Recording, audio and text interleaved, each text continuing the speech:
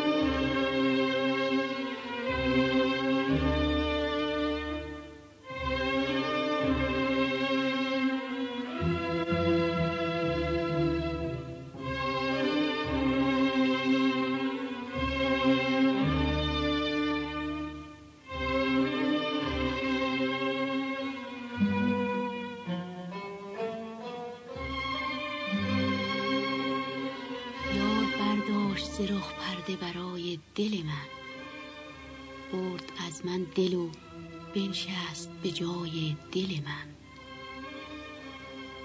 نتوان گفت زمین است و سما خلوت دوست، نتوان گفت زمین است و سما خلوت دوست.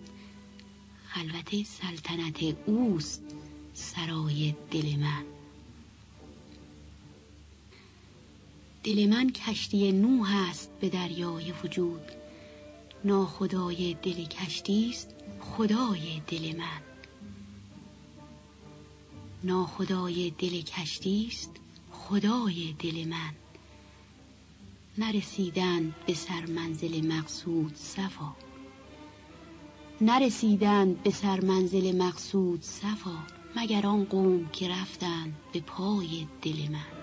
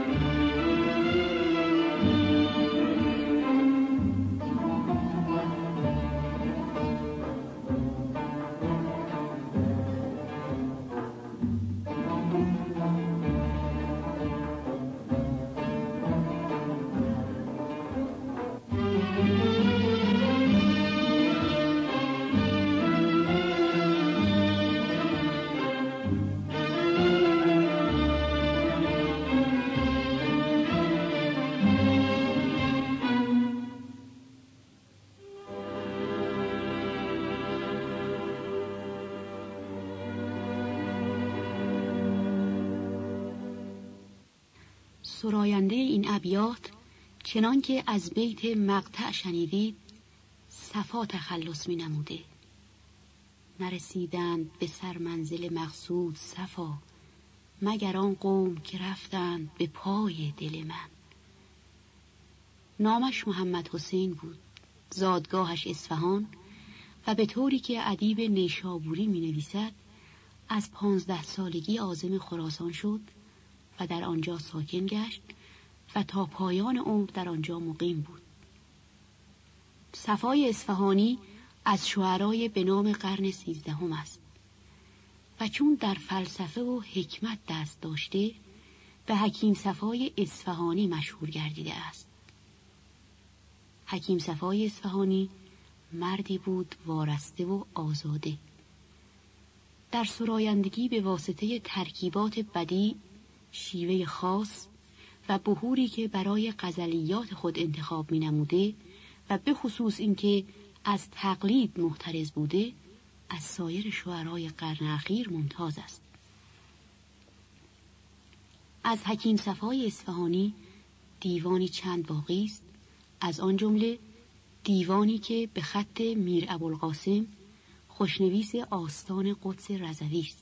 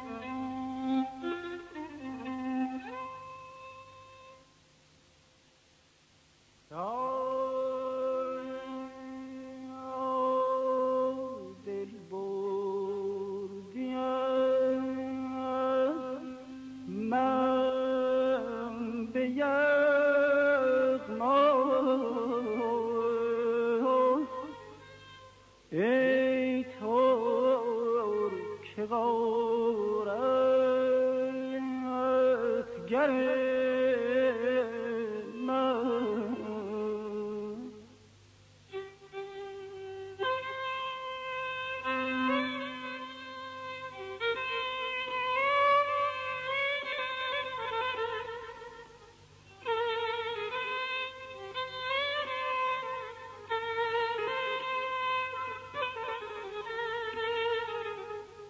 دیدی چه آوردی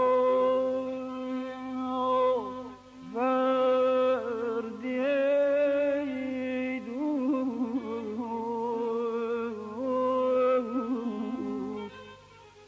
از دست دل بر سر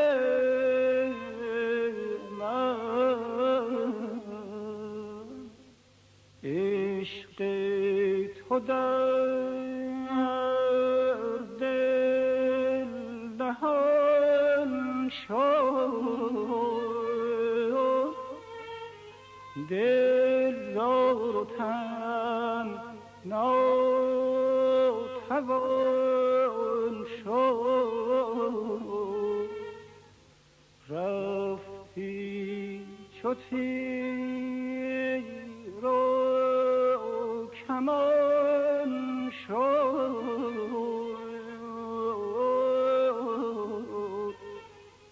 از بار غم پیکر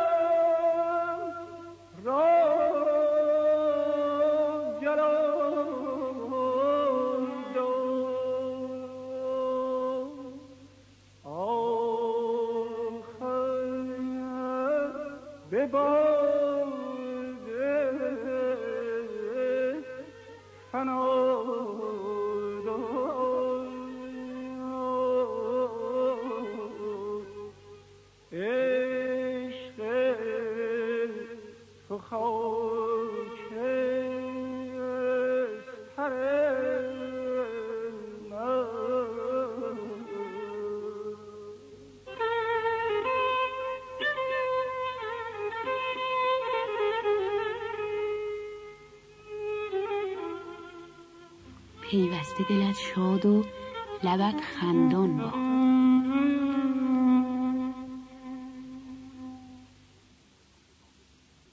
شاخ گلی که نثار شد شماره 240 بود که با شرکت آقایان فاخته‌ای و پرویز یاحقی تنظیم گردیده. آواز در مایه افشاری معروف به مثنوی صدری است. گوینده روشنک.